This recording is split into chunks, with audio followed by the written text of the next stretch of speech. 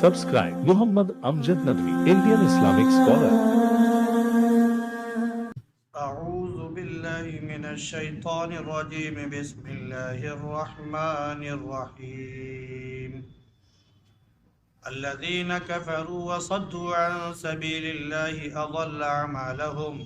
والذين آمنوا وعملوا الصالحات وآمنوا بما نزل على محمد وهو الحق من ربهم كفر عنهم سيئاتهم وأصلح بالهم ذلك بأن الذين كفروا اتبعوا الباطل وأن الذين آمنوا اتبعوا الحق من ربهم كذلك يضرب الله للناس أمثالهم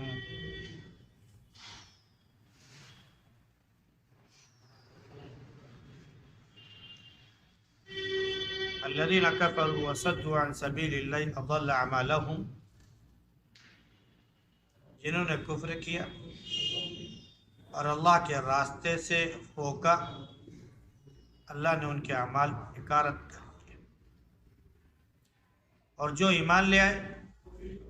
نیک اعمال کیے اور ایمان لے آئے اس چیز پر جو محمد پر نازل کیا گیا اور وہ ان کے رب کی جانب سے بالکل برحق ہے، اللہ رب العزت ان سے ان کے برائیاں ہٹا دے گا اور ان کے حال درست کر دے گا۔ اس وجہ سے کہ جنہوں نے کفر کیا انہوں نے دراصل باطل کی پیروی کی، اور جو ایمان لے آئے انہوں نے اپنے رب کی جانب سے حق بات کا اتباع کی۔ ایسی اللہ رب العزت لوگوں کے سامنے ان کی مثالیں پیش کرتا ہے۔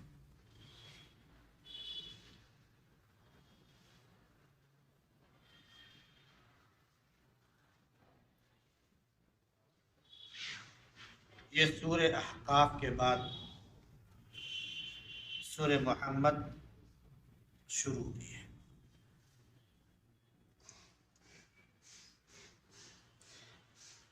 سورہ احقاف کا خاتمہ فاسقوں پر ہوا تھا، یعنی سورہ احقاف جو مکمل ہوئی ہے وہ کافروں کے ذکر کے ساتھ، منکروں کے ذکر کے ساتھ، جو کھلم کھلا بے حیائی اور برائی کا کام کرتے ہیں، اللہ کا انکار کرتے ہیں، اس کے ساتھ شرک کرتے ہیں، وہ ان کے ساتھ اس سورہ کی تکمیل ہوئی۔ اور یہ سورہ محمد، اس کا آغاز جو ہے کافروں کے ہی ذکر سے شروع ہو رہا ہے، تو ایک اعتبار سے ان دونوں کے درمیان ربط بھی قائم ہے۔ اللہ رب العزت نے اس سورہ کا نام سورہ محمد رکھا ہے۔ اس میں ایک آیت آئی ہے جس میں لفظ محمد آیا ہے کہ وَآمَنُوا بِمَا نُزِّلَ عَلَى مُحَمَّدٍ وَهُوَ الْحَقُّ مِنْ رَبِّهِمْ، تو اس لفظ کی بنا پر اس سورہ کا نام سورہ محمد پڑا۔ قرآن کریم میں نبی کریم صلی اللہ علیہ وسلم کا ذکر نام کے ساتھ 4 بار آیا ہے۔ ایک تو چوتھے پارے میں ہے جہاں پر آپ کے موت اور آپ کے وفات کا ذکر ہے کہ الذین وما محمد الا رسول قد خلت من قبلہ الرسل، کہ محمد صرف ایک رسول ہی ہے اور ان سے پہلے بھی سارے انبیاء گزر چکے ہیں۔ ایک جگہ اس طرح ذکر ہوا کہ حضرت نبی کریم صلی اللہ علیہ وسلم نے اپنے غلام حضرت زید بن حارثہ رضی اللہ عنہ کو، جو کہ قبیلے کے اعتبار سے، خاندان کے اعتبار سے شریف النسب تھے، لیکن وہ غلام بنا لیے گئے تھے، اللہ کے نبی صلی اللہ علیہ وسلم کی خدمت میں غلام کی حیثیت سے وہ پیش کیے گئے تھے۔ آپ صلی اللہ علیہ وسلم نے ایک موقع پر اعلان کیا کہ وہ ہمارے بیٹے ہیں، وہ ہمارے بیٹے ہیں۔ اور عرب میں اس وقت دستور تھا اور آج بھی چل رہا ہے کہ لوگ کسی کو اگر گود لیتے تھے اور کسی کے بارے میں کہہ دیتے تھے کہ وہ میرا بیٹا ہے تو ویسے ہی بیٹا مانا جاتا تھا جیسے کہ اس کی اپنی اولاد ہے، اس کی اپنی اولاد اپنا خون ہے، اسی طرح وہ ہوتا تھا۔ پھر وہ اس کے تمام جائیداد میں، اس کے تمام چیزوں میں وہ ویسے ہی وارث بنتا تھا جیسے کہ اس کی اولاد وارث ہوا کرتی۔ اللہ رب العزت نے اپنے حبیب صلی اللہ علیہ وسلم کو خطاب کر کے فرمایا کہ ما کان محمد ابا احد من رجالکم ولکن رسول اللہ وخاتم النبیین، محمد تم میں سے کسی بھی مرد کے باپ نہیں ہے، تم لوگوں میں سے کسی بھی شخص کے باپ نہیں ہے، وہ تو صرف ایک رسول ہے اور خاتم النبیین ہے۔ تو گویا کہ جو لے پالک کا ایک سلسلہ چلا ہوا ہے کہ کسی کو گود لے لیا جائے، چاہے بیٹی ہو یا بیٹا ہو، پھر اس کے بعد اس بیٹی اور بیٹے کو اپنی طرف منسوب کر دینا اور اس کے ساتھ اپنا نام جوڑ دینا، ہے وہ کسی اور کی اولاد، نام اس کے ساتھ ہم اپنا جوڑ رہے ہیں کہ ہم اس کے والد ہیں، ہم اس کے باپ ہیں۔ اللہ رب العزت نے اپنے حبیب صلی اللہ علیہ وسلم کے ذریعے منع کرا دیا، لہذا فرما دیا کہ آپ نے جس کو گود لیا ہے وہ گود ٹھیک ہے، آپ خوب اس کے ساتھ اس کی خدمت کیجئے، آپ خوب جو اس کے ساتھ حسن سلوک کیجئے، لیکن یاد رہے کہ وہ جس کی اولاد ہے وہ اسی کی اولاد ہے، جس کا خون ہے اسی کا خون ہے، وہ آپ کا خون اور آپ کی اولاد نہیں۔ ایک جگہ تو کہہ دیا کہ ادعوہم لآبائہم هو اقسط عند اللہ، کہ جن کو تم نے گود لیا ہے ان کو اپنے نام سے مت پکارو، کیونکہ اللہ کے نبی صلی اللہ علیہ وسلم نے جب کہا کہ زید ہمارے بیٹے ہیں تو زید بن حارثہ جو تھے، جو حارثہ کے بیٹے تھے، وہ زید بن محمد کے نام سے جانے لگے، تو اللہ رب العزت نے آیت نازل فرمائی، تو اللہ نے اعلان فرما دیا کہ ادعوہم لآبائہم، ان کو ان کے والد کے نام سے ہی پکارو، یعنی ان کا نام ان کے والد کے نام کے ساتھ لے کر ہی پکارو، یہ نہیں کہ والد ان کا کوئی اور ہے اور بن کوئی اور کے۔ حدیث شریف میں اس کا ذکر آتا ہے، اللہ کے نبی صلی اللہ علیہ وسلم نے فرمایا کہ اللہ رب العزت کیا وہ انسان نہایت مبغوض ہے جو اپنے باپ کا نام بدل دے، جو اپنے باپ کا نام بدل دے۔ انسان کتنی بھی نیچی ذات کا ہو یہ عیب نہیں ہے، باپ کا نام بدل دینا، خونی رشتے کا تعلق ختم کر دینا، یہ عیب اللہ رب العزت کے ہاں ہے۔ اس لیے فرمایا ادعوہم لآبائہم هو اقسط عند اللہ، ان کو ان کے باپ کے نام سے ہی پکارو، یہی اللہ رب العزت کے نزدیک سب سے زیادہ انصاف کی بات ہے۔ تیسری جگہ اس کے بعد جو سورہ آ رہی ہے سورہ فتح، اس میں ذکر ہے کہ محمد رسول اللہ، محمد اللہ کے رسول ہیں، سورہ کے آخری آیت ہے۔ چوتھا ذکر یہاں پر ہے کہ وَآمَنُوا بِمَا نُزِّلَ عَلَى مُحَمَّدٍ وَهُوَ الْحَقُّ مِن رَبِّهِمْ،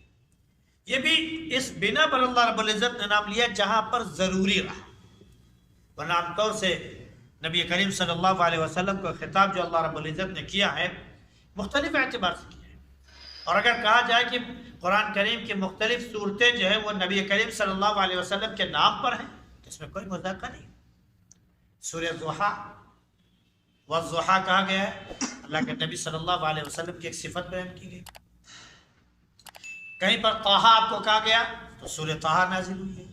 کہیں پر آپ کو یاسین کہا گیا سورہ یاسین کے نام سے آئی ہے،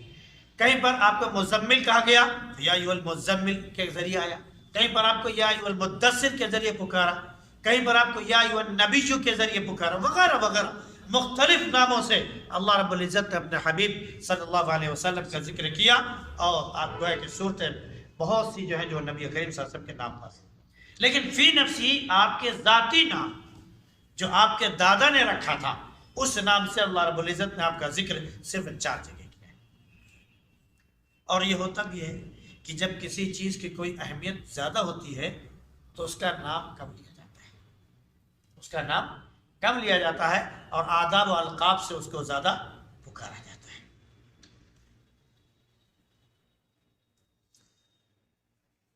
اس سورہ کا آغاز گویا کہ اللہ رب العزت نے کافروں کے ذکر سے کیا کہ الذین کفروا وصدوا عن سبیل اللہ اضل اعمالهم،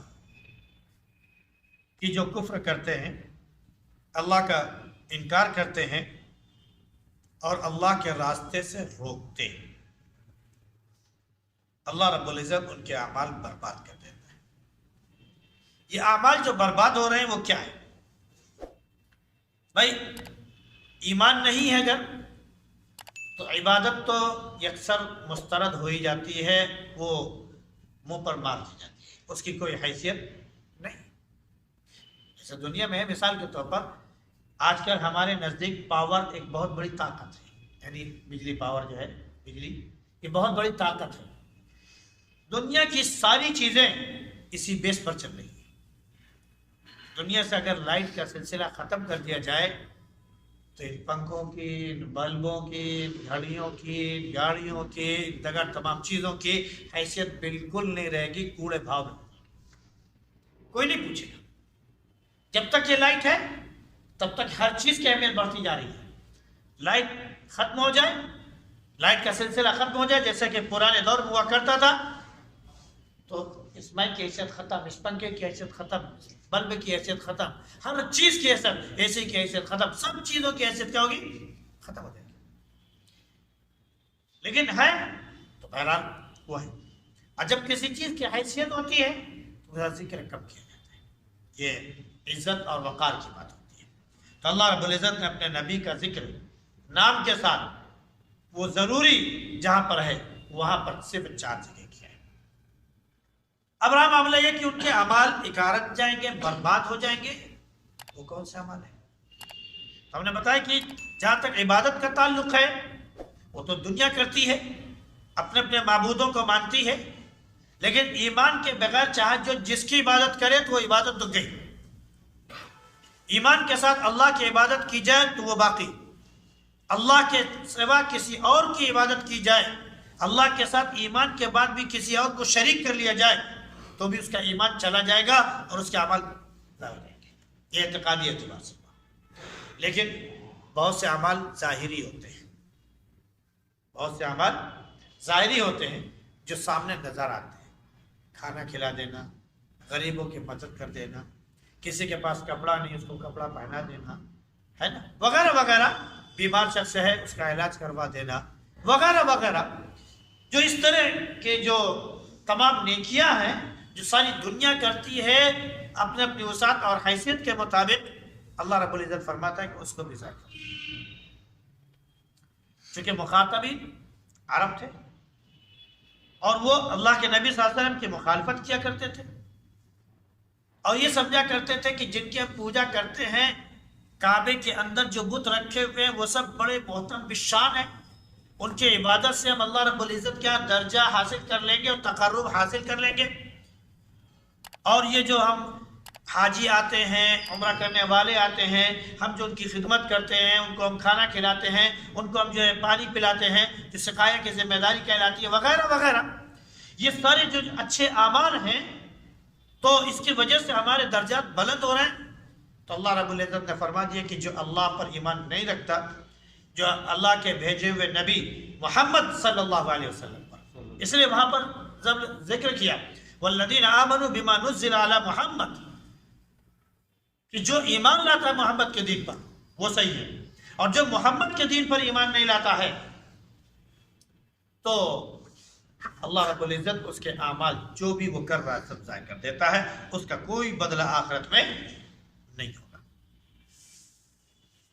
اب جو ایمان لے آئے اور اللہ کے نبی صلی اللہ علیہ وسلم پر جو نازل ہوا یعنی قرآن کریم، اور وہ بالکل برحق ہے، تو اللہ رب العزت جو ہے ان کو 2 چیزیں عطا فرماتا ہے۔ ایک تو یہ کفر عنہم سیئات، ان کے گناہوں کا کفارہ اللہ رب العزت دے دیتا ہے۔ یہ کئی اعتبار سے ہو سکتا ہے۔ ایک تو یہ کہ کفر عنہم سیئاتہم، یہ ہے کہ اللہ رب العزت گناہوں کو چھپا دیتا ہے۔ کیا کرتا ہے؟ چھپاتا ہے اور نیکیوں کو ظاہر کر دیتا ہے۔ دوسرے یہ کہ اللہ رب العزت گناہوں پر پردہ ڈال دیتا ہے۔ اللہ رب العزت بہت سے اپنے بندوں کو جن کو جنت میں بھیجنا ہوگا پردے کے اندر ان سے سوال کرے گا اور ان سے ان کی برائیاں ان کے گناہوں کے بارے میں پوچھے گا، اور وہ وہاں پر بھی آناکانی کریں گے، یہاں تک کہ پلسرات پار ہو کر بھی جو ہے وہ چلے جائیں گے تو وہاں ان سے پوچھا جائے گا، وہاں بھی وہ انکار کر دیں گے۔ لیکن اللہ رب العزت نے فیصلہ کر لیا کہ اپنے بندے کے گناہوں پر پردہ کریں گے اور اس کو جنت میں لے جائیں گے، اس کے گناہ دکھا کر پھر اس کو جنت میں بھیج دیں گے۔ تو ایک کفر عنہم سیئاتہم یہ ہے۔ تیسرے کہ کفر عنہم سیئاتہم یہ ہے کہ جب انسان ایمان لے آئے اللہ پر، اللہ کے نبی صلی اللہ علیہ وسلم پر اور قرآن کریم پر، آخرت کے دن پر وغیرہ وغیرہ جن چیزوں پر ایمان لانا ضروری ہے ان پر، تو اللہ رب العزت کیا کرتا ہے کہ جو ان کے اندر گناہوں کی لت، برائیوں کی عادت پڑی ہوئی ہے، اللہ رب العزت ان کو ختم کر دیتا ہے۔ وہ دھیرے دھیرے اس کی برائیاں ختم ہو جاتی ہیں، دور ہو جاتی ہیں، اور جو ہے اس کے اندر اچھائیاں جنم لیتی ہیں اور وہ اچھے کام میں شریک ہونے لگتا ہے۔ ایک اور سب سے بڑی بات وہ یہ کہ فَأُولَٰئِكَ يُبَدِّلُ اللَّهُ سَيِّئَاتِهِمْ حَسَنَاتٍ، یہ سب سے بڑا کفارہ ہے کہ اللہ رب العزت کافروں یعنی کفر جنہوں نے کیا ہے، برائیاں جنہوں نے کی ہے، اگر اللہ رب العزت اس کو بہترین بدلہ عطا کرنا چاہتا ہے تو اس کے جتنے گناہ ہیں، اس کے جتنے گناہ ہیں ان گناہ کو مٹاتا ہے، اور ان گناہوں کے بدلے میں اللہ رب العزت نیکیاں لکھ دیتا ہے۔ ان گناہوں کے بدلے میں اللہ رب العزت کیا کرتا ہے؟ نیکیاں لکھ دیتا ہے۔ ان میں سے ایک شخص وہ بھی ہوگا جس کا حساب کتاب ہوگا اور پردے کے اندر ہوگا، جب وہ ساری چیزوں کا انکار کر دے گا اور اپنے آس پاس دیکھے گا انسان کہ ہمارے پاس کوئی گواہ نہیں ہے، تو اس وقت کہے گا پروردگار ہم نے کوئی گناہ نہیں کیا۔ اللہ رب العزت اس کے ہاتھ کو، اس کے پیر کو، اس کے تمام بدن کے اعضاء کو حکم دے گا کہ گواہی دو، وہ سب گواہی دیں گے، اور ایک ایک چھوٹی چھوٹی چیزوں کی جب گواہی دینا شروع کریں گے تو وہ بالکل سے مایوس ہو جائے گا کہ اب تو جہنم یقینی ہے، اب تو ڈر ہی ہو گیا ہے کہ جب ہمارے اعضاء گواہی دینے لگے تب جنت میں پہنچنے کے بعد بھی یعنی بالکل پہنچنے کے قریب ہیں، ابھی داخل نہیں ہوئے، کہیں ایسا نہ ہو کہ اب واپس کر دیے جائے اور جہنم میں دوبارہ دھکیل۔ تو اللہ رب العزت فرمائے گا کہ میرے بندے میں نے دنیا میں پردہ پوشی کی، یہاں پر بھی سب سے تیرا پردہ کیا، جا یہ جو تیرے گناہ ہیں ان کی جگہ میں تجھے نیکیاں عطا کرتا ہوں، جا تو جنت میں داخل ہو جا۔ اس وقت بندہ خوشی کے مارے اس کی بانچیں کھل جائیں گی، اور وہ خوشی کے مارے ابھی تک تو ڈرا تھا، سہما تھا، اور اب کیا کہے گا کہ پروردگار یہ تو چھوٹے چھوٹے گناہ گنائے گئے ہیں، ابھی تو بڑے بڑے گناہ باقی ہیں جو ابھی ہم بتا سکتے ہیں، ابھی ہم بتا سکتے ہیں جو بڑے بڑے گناہ ہیں، کیونکہ اس کو امید ہوگی کہ جب چھوٹے گناہوں کا بدلہ اللہ رب العزت نے ہم کو دے دیا تو بڑے گناہوں کا بھی بدلہ اللہ رب العزت ہم کو دے دے گا، لہذا اللہ رب العزت حکم دے گا کہ جا تو جنت میں داخل ہو جائے، داخل ہو جائے۔ یہ کفر عنہم سیئاتہم ہے۔ اور سب سے بڑی بات ہے کہ دنیا میں اللہ رب العزت اس کی حالت، اس کے دل کی کیفیت درست کر دیتا ہے۔ آج برائی تھی، بری سوچ تھی، گندی لت پڑی ہوئی تھی، اللہ رب العزت اس کی جگہ نیکیاں لکھ دیتا ہے۔ صحابہ کرام رضی اللہ تعالی علیہم اجمعین اس کی بالکل اعلیٰ مثال ہے، اعلیٰ نمونہ اس کا۔ شراب کی لت پورے عرب میں ایسی بری طرح پڑی ہوئی تھی جس کی کوئی حد نہیں، لیکن جب ایمان آیا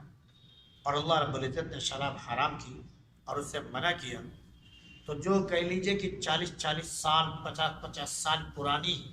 شرابیں رکھی ہوئی تھی، بس اوقات اس سے بھی زیادہ پرانی کہہ لیجئے، کیونکہ ایک وہ ہوتا تھا کہ جتنی پرانی شراب ہوگی اس میں اتنا ہی نشہ ہوگا، اس میں اتنا ہی نشاط ہوگا وغیرہ وغیرہ، تو جو ان کی پرانی شرابیں تھیں وہ سب پرانی شرابیں تک جو ہے صحابہ نے اٹھا کے باہر پھینکا، اس کے سارے مٹکے پھوٹ گئے، گلی میں کہہ لیجیے سیلاب تک آ گیا شرابوں کے پھینکنے کی وجہ سے۔ یک وقت ان کے اندر کیا ہوا، برائی ختم ہوئی اور اچھی عادت آ گئی. تو اصلح بالہ. اللہ فرماتا ہے کہ کافروں کا معاملہ یہ ہے کہ ان کے اعمال جو ضائع ہوئے اس وجہ سے کہ انہوں نے کفر کیا اور باطل کی پیروی کی. باطل سے مراد شیطان ہے. اب شیطان جو بھی ہو سکتا ہے، جو بہکائے وہ شیطان ہے. تو اس وجہ سے اللہ رب العزت نے ان کے اعمال ضائع کر دیے. اور جو ایمان لے آئے اور حق کا اتباع کیا، حق قرآن ہے، حق نبی کریم صلی اللہ علیہ وسلم کے ساتھ ہے، تو جنہوں نے حق کا اتباع کیا تو اللہ رب العزت ان کو درجات عطا کرتا ہے. یہ مثالیں ہیں جو اللہ رب العزت نے لوگوں کے سامنے کھول کر بیان کر دی ہیں کہ بروں کو کیا بدلہ ملے گا اور اچھوں کو کیا بدلہ ملے گا. اللہ رب العزت ہم سب کو بہترین اجر اور بہترین بدلہ عطا فرمائے. سبحان اللہ، سبحانک اللہم و بحمدک، ونشہد ان لا الہ الا انت، نستغفرک.